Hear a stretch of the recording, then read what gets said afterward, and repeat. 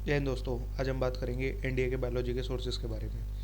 तो सबसे पहले मैं आपको यही बोलना चाहूँगा कि यूपीएससी एक गवर्नमेंट ऑर्गेनाइजेशन है। तो जो एक गवर्नमेंट ऑर्गेनाइजेशन है ना, वो हमेशा गवर्नमेंट के सोर्सेज से क्वेश्चन पूछेगी, ना कि आपके किसी कोचिंग और नोट से। ठीक है। तो गवर्नमेंट के सोर्सेज कौन से हैं? NCERT books. तो जो एनसीईआरटी बुक्स है ना, हमारे क्वेश्चन वहीं से आने वाले हैं। आपको बस अच्छी तरह एनसीईआरटी बुक्स और पीवाईक्यूज को एनालिसिस करना है, क्योंकि आपकी जो यूपीएससी ऑर्गेनाइजेशन है ना, वो किसी कोचिंग के नोट्स उठाकर नहीं पेपर बनाएगी। वो बनाएगी गवर्नमेंट के सोर्सेज और पीवाईक्यू एंड गवर्नमेंट के सोर्सेज जैसे एनसीईआरटी सबसे इंपॉर्टेंट है। अगर जिसने पीवाईक्यू और एनसीईआरटी ढंग से कर ली ना, वो बहुत अच्छे से एग्जाम में स्कोर कर पाएगा। तो हम शुरुआत करते हैं पहले क्वेश्चन की। तो जो पहला क्वेश्चन था वो एनसीईआरटी की क्लास नाइन्थ की एनसीईआरटी और पेज नंबर 64 से 65।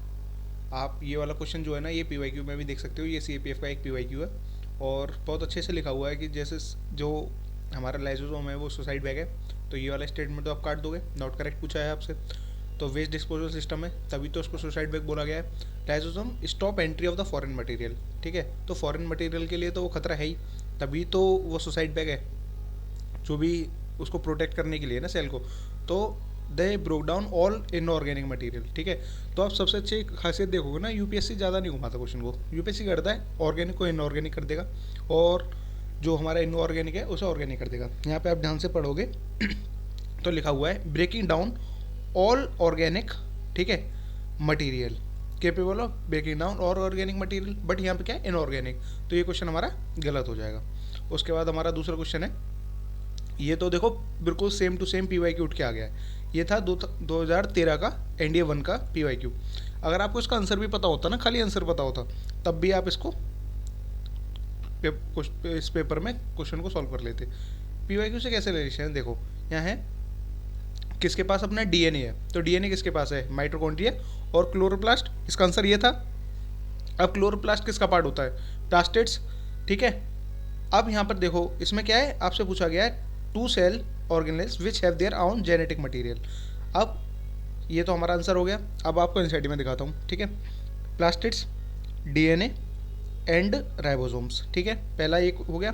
उसके बाद माइटोकॉन्ड्रिया है, माइटोकॉन्ड्रिया में यहाँ पे लिखा हुआ है डीएनए एंड देयर राइबोसोम्स। ठीक है, तो ये हमारा आंसर हो गया। उसके बाद नेक्स्ट क्वेश्चन, ये है क्लास 9 पेज नंबर 76। तो आपको देखना है, देखो two bones are connected to each other by another type of connective tissue called ligament.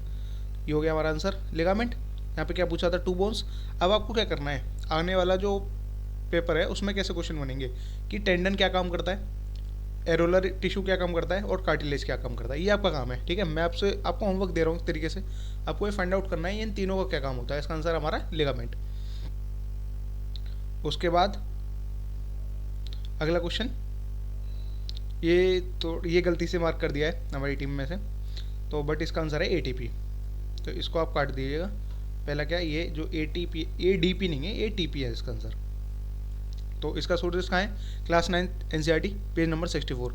आप देख रहे हो, ये तीसरा क्वेश्चन है जो 64 पेज नंबर से आया है। तो इसमें क्या है, देखो एटीपी क्या है, एनर्जी करेंसी। एनर्जी की तो बात हो रही है, सोर्स ऑफ एनर्जी क्या है, ATP generating chemical reaction. ATP क्या काम कर रहा है, एटीपी दे रहा है आपको, एनर्जी करेंसी है, तो मतलब आपको एनर्जी दे रहा है ना, इसीलिए तो वो एटीपी है। एटीपी अब आपका क्या काम है, एडीपी क्या होता है। खैर ये तो आपके खैर दोनों कोई काम का नहीं है। मतलब एडीपी का क्या काम है, एडिनोसाइन डाइफॉस्फेट और एडिनोसाइन ट्राइफॉस्फेट। ठीक है, कैसे बनते हैं, क्या काम है, ये आपका अगला होमवर्क है। उसके बाद क्वेश्चन नंबर 6, मतलब 5th है क्वेश्चन नंबर। तो which one of the following the vegetative propagation take place through eye bud. तो ये है हमारा क्लास 10th की एनसीईआरटी पेज नंबर 117 से, लाइफ प्रोसेसेस वाले चैप्टर से। ठीक है, तो यहाँ पे देख लो, many plant like sugar cane, ठीक है, rose, grapes for agriculture purposes. ठीक है, क्या है, वेजिटेटिव प्रोपोगेशन की बात हो रही है। तो किसकी बात आई है यहाँ, इसमें आंसर आया हमारा शुगर केन। ठीक है, अगला क्वेश्चन देखो, ये 1000 बार का पीवाईक्यू आपको कम से कम, ये तो पीवाईक्यू अगर आपने थोड़े बहुत भी देखे ना, आपको पता होना चाहिए डिफिशियंसी डिसीज से एक क्वेश्चन 100% आता है। अगर आप अभी भी डिफिशियंसी डिसीजेस तैयार करके नहीं जा रहे हो ना, मैं तो कह रहा हूँ बस ये वाला चार्ट तैयार कर लो यार, ये चार्ट पढ़ लो, इसमें से आपको पक्का क्वेश्चन मिलेगा पेपर में। तो क्या है, विटामिन डी। ठीक है, विटामिन डी कौन सी डिसीज हो रही है? रिकेट्स। ये हो गया हमारा आंसर। अब आपका क्या काम है? बेरी किसकी वजह से होता है, स्कर्वी किसकी वजह से होता है, और न्यूमोनिया किसकी वजह से होता है। तो ये तीनों चीज़ें आपको फाइंड आउट करनी है, ये अगला होमवर्क है, ठीक है। अब आ जाओ क्वेश्चन अगला। इसमें क्या है, इन विच पार्ट ऑफ और organ of a human body cartilage is not found, ठीक है। तो चलो नोज और ट्रैकिया तो आपको यहाँ पता ही चल रहा है, तो नोज और ट्रैकिया तो आप काट दोगे। अब आपको डाउट होगा कि इसमें, अब देखो नी जॉइंट्स की बताता हूँ। अभी आपने नी जॉइंट्स पढ़े थे, उसमें कार्टिलेज और टेंडन पढ़ा था पिछले क्वेश्चन में। तो कार्टिलेज का काम क्या था, ठीक है, बोन टू बोन, और टेंडन का बोन टू मसल। अब कहीं ना कहीं एक बात बताओ, अगर नी जॉइंट है तो नी जॉइंट में कहीं ना कहीं तो कार्टिलेज आ रहा होगा ना, तो ये वाला ऑप्शन हमारा कट जाएगा। अगला क्या है, ब्रोंकियल। अगर आपको पता है कि ब्रोंकियल होता क्या है, ये लंग्स का जो एक्सचेंज ऑफ गैसेस होता है ना लंग्स में, उसका पार्ट है। ये किसका? लंग्स का। अगर ये लंग्स का पार्ट है तो यहाँ कार्टिलेज और टेंडन वगैरह कैसे आ जाएगा? तो इसका आंसर है हमारा सी, ठीक है। नेक्स्ट क्वेश्चन, इसमें which part of a nephron of a human body kidney is responsible for filtration of blood for excretion, ठीक है। अगर आपको इन सबके प्रोसेस के बारे में भी पता है ना, तो आप बहुत आसानी से निकाल लोगे। वैसे इसका आंसर है ग्लोमेरुलस, बट ग्लोमेरुलस किसका पार्ट होता है? वुमेन्स कैप्सूल का। तो इसका आंसर क्या हो गया? Women's capsule. अभी यहाँ पे लिखा भी हुआ है, ठीक है। कप शेप्ड होता है, ठीक है। कोल्ड ट्यूब है लाइक वुमेन्स कैप्सूल। इसका काम क्या है? फिल्ट्रेट को कलेक्ट करना। तो फिल्ट्रेट को कलेक्ट कर रहा है ना, तो क्या काम कर रहा है? फिल्ट्रेशन का ही तो काम कर रहा है। Next question, page number 89, class 9th NCERT. सबके मैंने लिख रखा है, हर एक क्वेश्चन में आप देखोगे तो मैंने ऊपर लिख रखा है कि किस कहाँ से और किस कौन से एनसीईआरटी क्या पेज नंबर है, ठीक है। ये आपके लिए मैंने सोर्सेज ढूंढे, इसके लिए थोड़ी सी बहुत मेहनत लगी है। आप वीडियो को अगर आपको अच्छा लगता है तो लाइक करना एक बार। तो ये हमारा क्वेश्चन है अगला। इसमें बहुत साफ साफ शब्दों में लिखा हुआ, देखो ये मेरी एनसीईआरटी है, मैंने अपनी एनसीईआरटी से आपको मतलब स्क्रीनशॉट लेकर डाले। They are commonly called sponges. क्या, किसके बारे में बात हो रही है? पोरीफेरा के बारे में। अब आपसे क्वेश्चन क्या पूछा है, which of the following phylum are called sponges? They are called commonly called sponges. तो इसका आंसर क्या हो गया हमारा? पोरीफेरा।